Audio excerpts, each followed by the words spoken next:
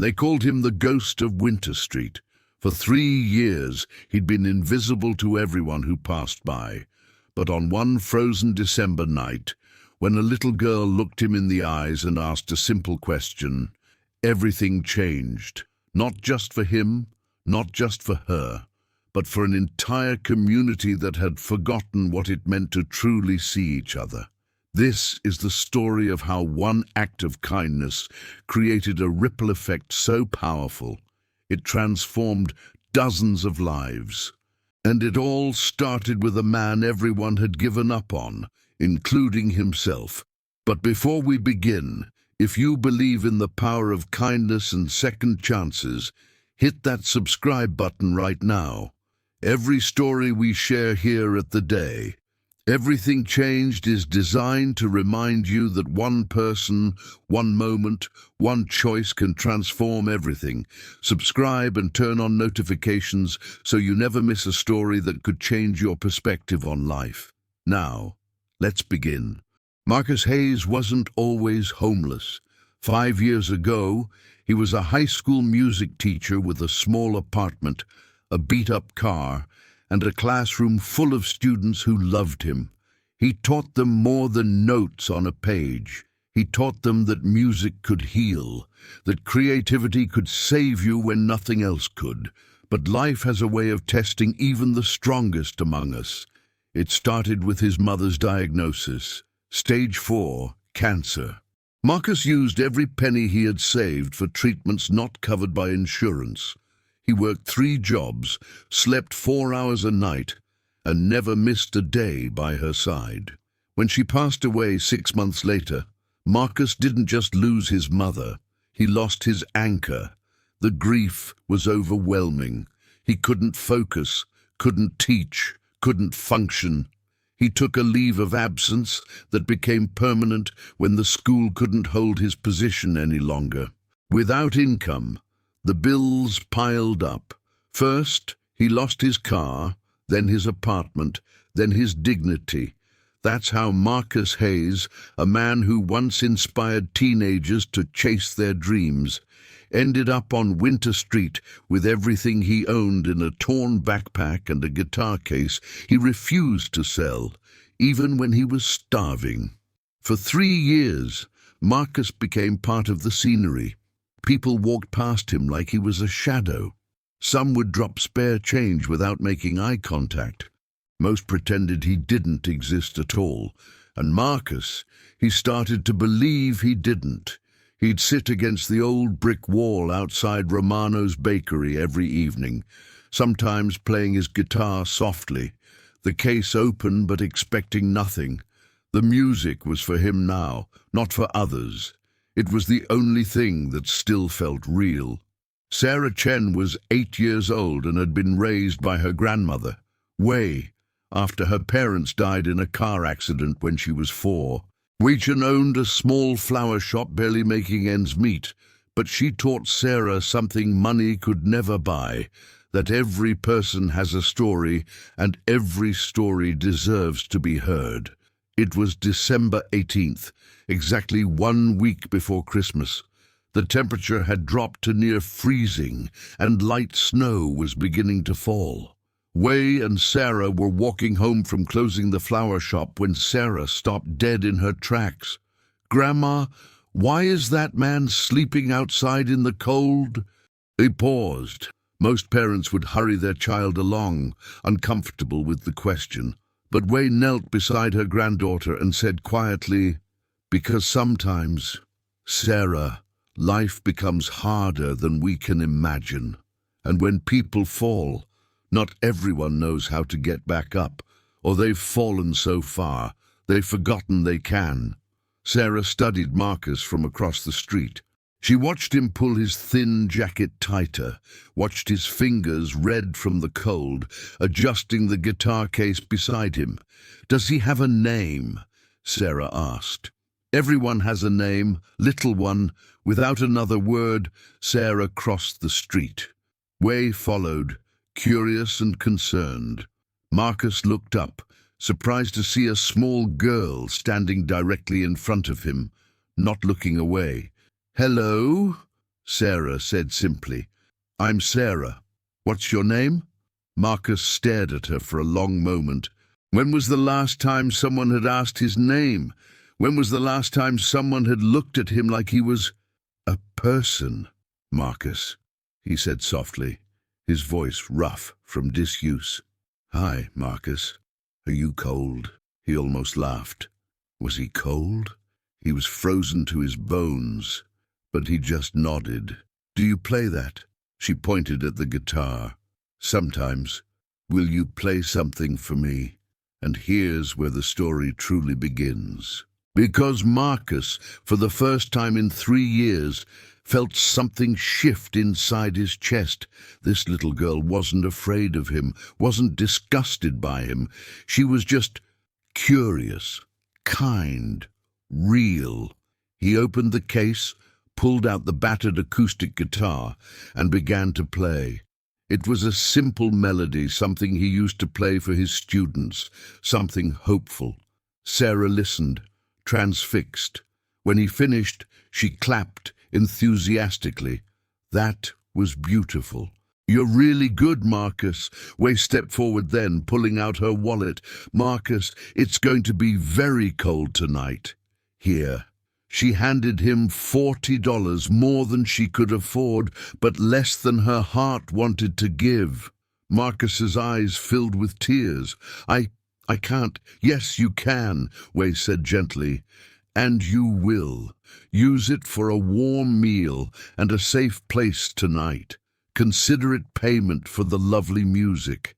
Sarah pulled a small candy cane from her pocket, one she'd been saving from school, and placed it on top of the bills in Marcus's shaking hands. "And this is because everyone should have something sweet at Christmas."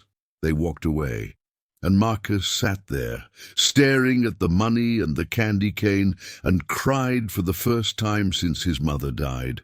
Marcus didn't just use that money for food and shelter that night. Something in Sarah's simple question, "What's your name?" had woken something in him he thought was dead. Hope. The next morning, Marcus walked into a community center he'd avoided for years, too proud to ask for help. He asked about job training programs, housing assistance, anything. The coordinator, a kind woman named Patricia, recognized something in his eyes that wasn't there before. Determination. "We have a program," Patricia said. "But I have to be honest with you, Marcus. It's not easy. It takes commitment." "I'm ready," Marcus said, and he meant it. Meanwhile, Sarah couldn't stop thinking about Marcus. That evening, she told her grandmother, "We should do something." "Like what, little one?" "We should help more people. If Marcus is cold, others must be cold too."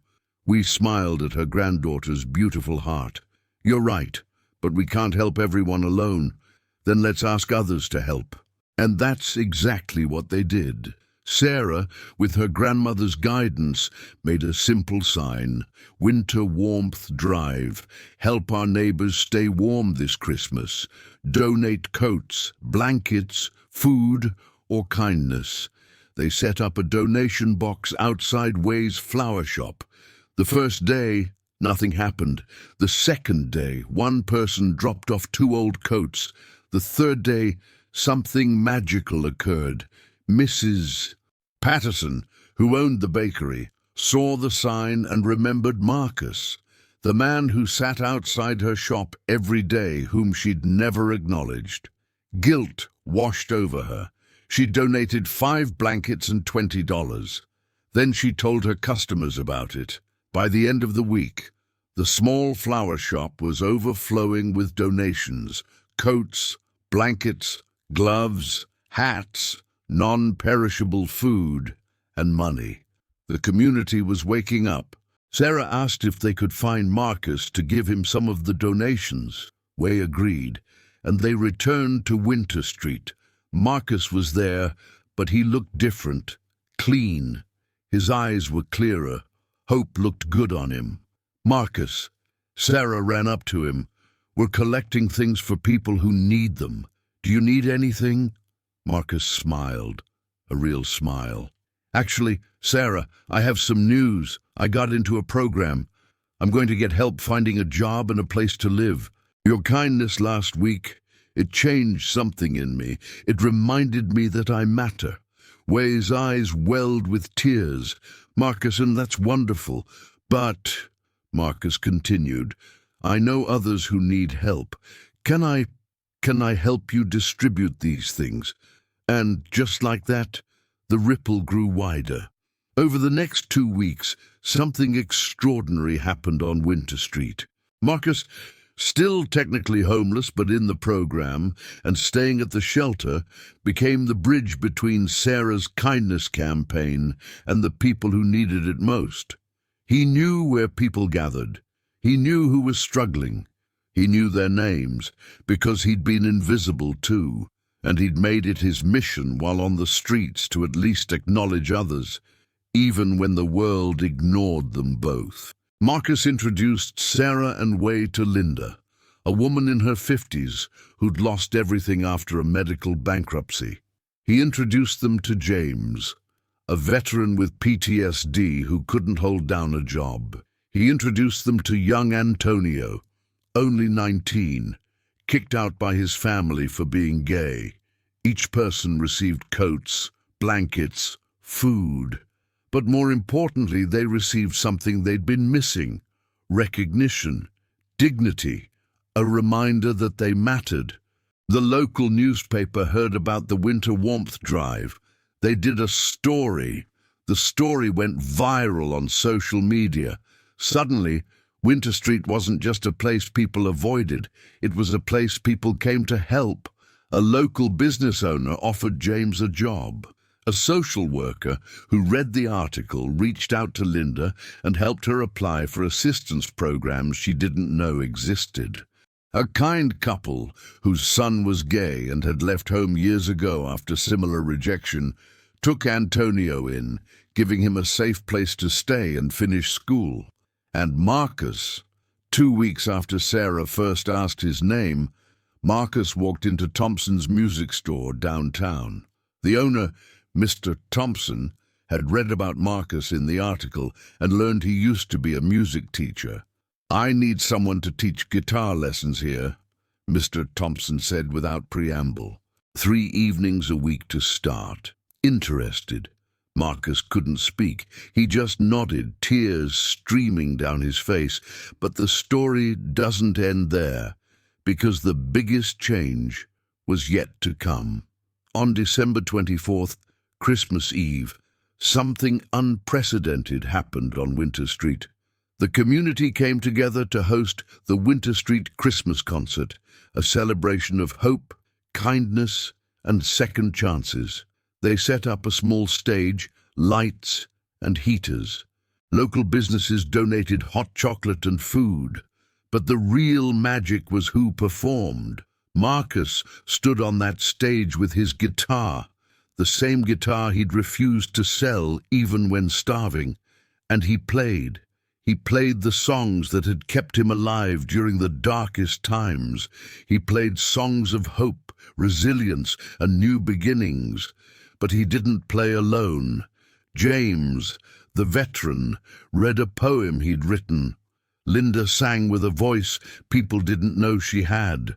Antonio played drums. All the people the community had written off, all the invisible people, were suddenly visible, talented, and valued. And in the front row, 8-year-old Sarah Chen sat with her grandmother Wei, both of them crying happy tears. When Marcus finished the final song, he spoke into the microphone. 3 weeks ago, I was ready to give up. I thought I was invisible. I thought I didn't matter. Then a little girl asked me my name. She didn't give me money first.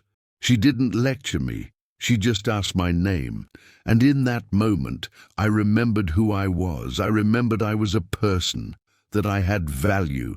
That simple act of recognition saved my life. He looked directly at Sarah. Sarah, you taught this entire community something we'd forgotten.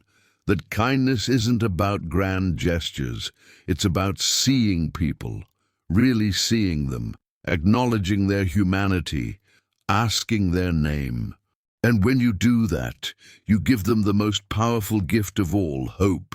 The crowd erupted in applause. People were crying, hugging, laughing. The invisible had become visible. The forgotten had been remembered. This story is about real transformation, not fairy tales. So let me tell you where everyone is today, 2 years later. Marcus Hayes is no longer homeless. He works full-time at Thompson's music store teaching guitar lessons. He saved enough to rent a small apartment. But more than that, he started a program called Music for Hope that teaches music to homeless youth, helping them process trauma through creative expression. He's been sober for 2 years and reconciled with his estranged sister, James. The veteran still works at the local business and has become an advocate for homeless veterans' rights. He speaks at schools about PTSD and the importance of mental health support. Linda got back on her feet, found stable housing, and now volunteers at the same community center that helped Marcus, paying forward the kindness she received. Antonio graduated high school with honors. His adoptive family loves him unconditionally. He's now in college studying social work, determined to help LGBTQ+ youth who face rejection. Way's flower shop. It became a community hub. Her business tripled because people wanted to support the woman who started it all. But Way doesn't keep the extra money. She donates most of it to homeless services. And Sarah, she's now 10 years old. She still asks people their names. She still believes in the power of kindness. And she started a kindness club at her school, teaching other children that every person has value. Every person has a story, and every person deserves to be seen. The Winter Street Christmas concert became an annual tradition. The invisible people of the community now have a night where they're celebrated, valued, and honored. So what's the lesson here? What's the takeaway from Marcus, Sarah, Way, and everyone on Winter Street? It's this: kindness is contagious. Recognition is revolutionary, and you have the power to change someone's entire life trajectory with the simplest of gestures. You don't need money to change the world. You don't need power or influence. You need to see people, ask their name, acknowledge their humanity, treat them with dignity, because somewhere out there, right now, someone is invisible. Someone has forgotten they matter. Someone is one small act of kindness away from hope. You could be the Sarah in someone's story. You could be the catalyst for transformation. So here's my challenge to you. This week, look for the invisible people in your life, the person everyone ignores, the person struggling silently. Ask their name. Show them kindness. See what happens. Because the day everything changed for Marcus wasn't when he got money or a job. It was when an 8-year-old girl asked him his name and reminded him he was human. Never underestimate the power of kindness. Never underestimate your ability to change a life. Because kindness doesn't just change the person receiving it, it transforms everyone involved. If this story touched your heart, I need you to do 3 things right now. First, hit that like button. It tells YouTube that stories of hope and kindness matter, and it helps us reach more people who need to hear this message. Second, subscribe to The Day Everything Changed and turn on that notification bell. We share true stories of transformation, kindness, and second chances every week. Stories that will inspire you, challenge you, and remind you of the good that still exists in this world. Third, and this is the most important one, share this video. Send it to someone who needs hope right now. Post it on your social media. Tag someone who believes in kindness, because every share extends the ripple effect of this story. Every share might reach someone who's invisible right now, feeling forgotten, and this story might be exactly what they need to hold on for one more day. Leave a comment below telling me, have you ever been the Sarah in someone's story? Have you ever been the Marcus? What act of kindness changed your life? I read every comment, and your stories inspire the content we create.